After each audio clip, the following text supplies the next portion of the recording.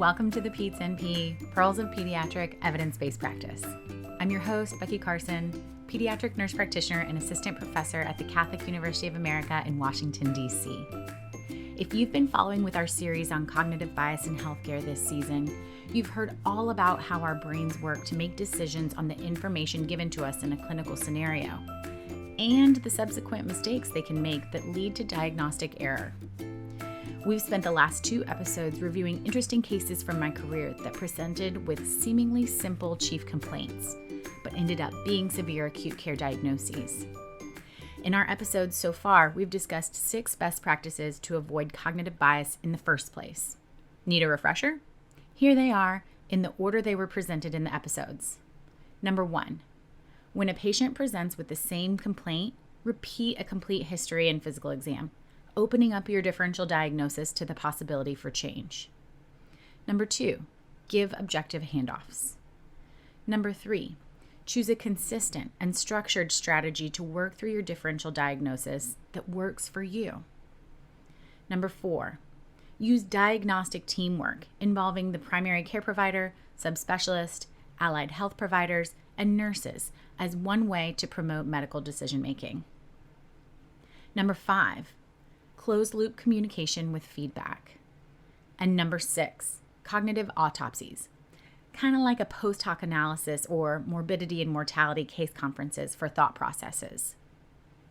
And today, we'll discuss one last case and 2 final best practice tools for you to think like an expert diagnostician. Let's get started. Up until now, the cases we've discussed have been encounters where I was the second provider whose spidey sense went off in the presentation, and I decided to dig a little deeper to uncover some major deficiencies in thinking. But I am certainly not infallible, and today I'm going to share a case where my own thought processes were biased. The patient was an adolescent female, a first-year college student who complained of foot burning for 3 to 4 months. Honestly, I think this is where I committed my first cognitive error, even before walking in the room. Adolescent females are known for being histrionic, exaggerated, and dramatic. Your experience may confirm this impression too. And why? Because the stereotype fits with the classic developmental stage. Adolescents are gaining independence. They're in charge of their own bodies and choices most of the time. Yet they lack a fully developed frontal cortex that's responsible for decision-making. They're in a developmental battle, trying to gain self-confidence and independence while coming up against self-doubt, making peers far more influential than their parents. They're focused on me. And because of all of these things, somatization and hyperbolic language are typical features of their self-centered nature. In seeing my patient's demographics and chief complaint on the board, 18-year-old female with foot burning for 4 months, I had just committed my first, but not my last, error in cognitive bias, attribution error. Recall that this is a form of stereotyping where a person's character is deemed to be responsible for their complaint, rather than a valid medical diagnosis. Adolescents are generally in some of their healthiest years of their lives. So of course I thought her long-standing, non-acute complaint must be an exaggerated tale of a seemingly simple malady. Oh, how wrong I was. I committed my second offense in cognitive bias as I reviewed her chart. She had seen 4 providers in the last 2 weeks, including 2 podiatry visits, an ED, and an urgent care. I should have seen that as a red flag, but I didn't. The story goes like this. Right great toe pain began 3 to 4 months ago, and she saw ortho, who thought her pain was due to underlying morbid obesity and an increase in walking while at her new college campus. They gave her a walking boot, which improved the pain, but it soon migrated to the other foot. So now she has left great toe pain. So they put the boot on the other foot. The discomfort persists, and she sees podiatry, who removed both great toenails. She had presented a number of times over the last couple of weeks, reporting a migration in the location of her pain, each time being discharged with pain control. Our electronic medical record enabled me to review many of these visits, so I could see that she had had a normal x-ray, normal CBC, and most recently was empirically started on clotrimazole for a suspected fungal infection, which she hadn't started yet. By now, I was convinced that since all of these prior providers had nailed the diagnosis, pun intended, that all I could think of was tinea pedis. I was showing a combination of priming, premature closure, and availability bias. We know about priming from our case study on the 4-month-old with quote-unquote constipation. But this time I added premature closure, having made my decision during chart review.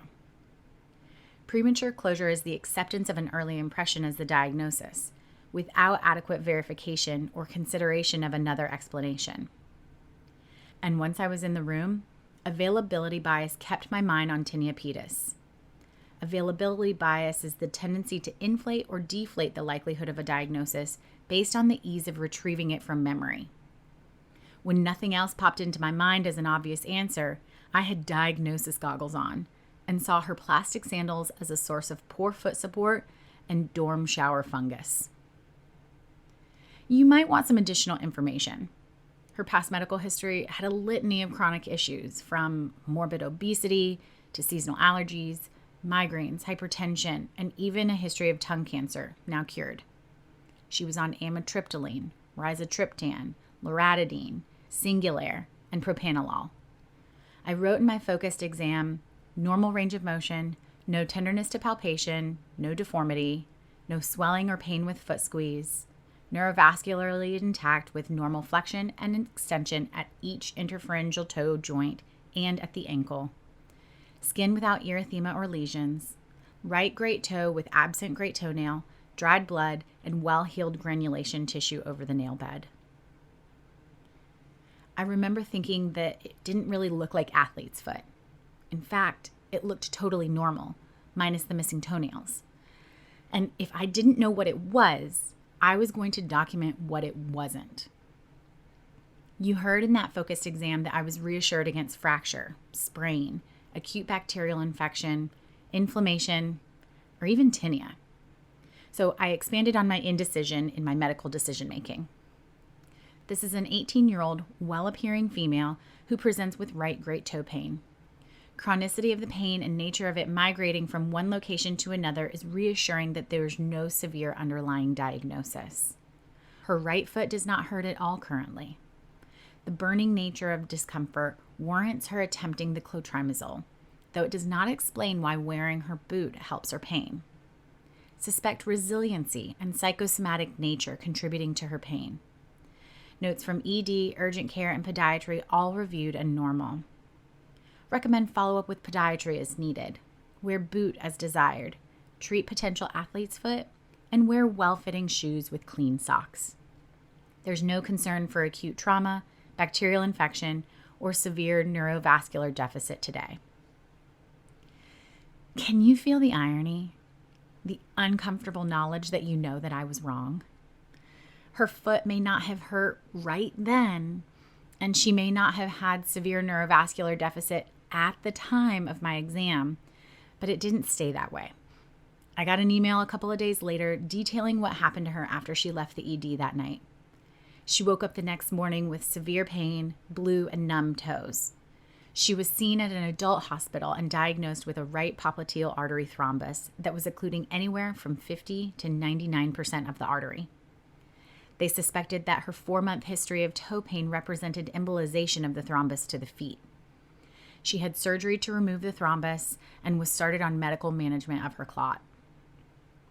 Thrombi can be arterial or venous, and we typically think of arterial thrombus as concomitant with atherosclerosis and implicated in heart attacks and strokes.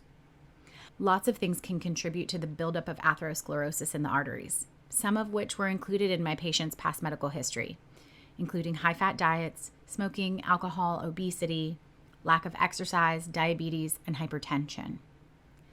There are several categories of drugs that are used to treat or prevent clots: fibrinolytics, anticoagulants, and antiplatelet medication. But in this case, our patient needed surgical intervention to physically remove the clot. We often think of thrombi in the leg as being related to a deep vein thrombosis, which commonly leads to swelling of the lower extremities, acute calf pain, and can be reproduced with Hohmann sign and may lead to severe complications like pulmonary embolism. As I've said throughout this series, hindsight is 20/20, meaning that only after a disease progresses to a more severe and obvious presentation can we look backwards and deconstruct our metacognitive shortcomings. I humbly admit where I went wrong in my thinking. And as I review my own words from the medical decision-making, I wish that I'd not been so confident in the 4 other providers who also had no explanation for her symptoms, and instead taken some of my own advice to take it back to the patho. So what should I have done? For starters, how about best practice number 7? Clarify the patient's layman language and give it medical meaning. She kept saying foot burning, which was likely her word for the sensation of pins and needles that comes with poor perfusion. Like when you come inside with cold, painfully tingling toes that burn on a snowy day. Sounds like maybe poor perfusion or a neurovascular deficit to me. And her history of waxing and waning migratory symptoms alongside a normal physical exam also perplexed me. Rather than stick with the old diagnosis and discharge her home, I could have tried best practice number 8, a diagnostic timeout. Get a team of colleagues together to discuss presentations of curious complaints and work through the pathophysiology together.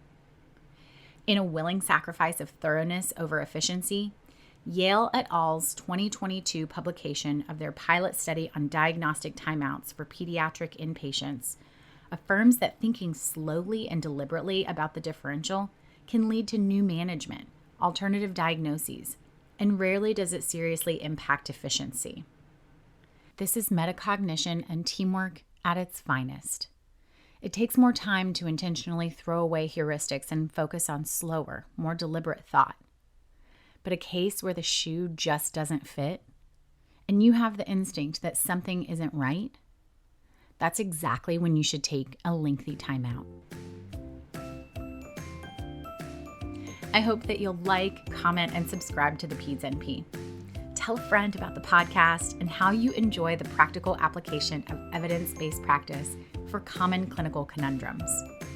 I love getting emails from listeners at thepedsnp@gmail.com. You can also follow or DM me on Instagram at the Peds NP podcast.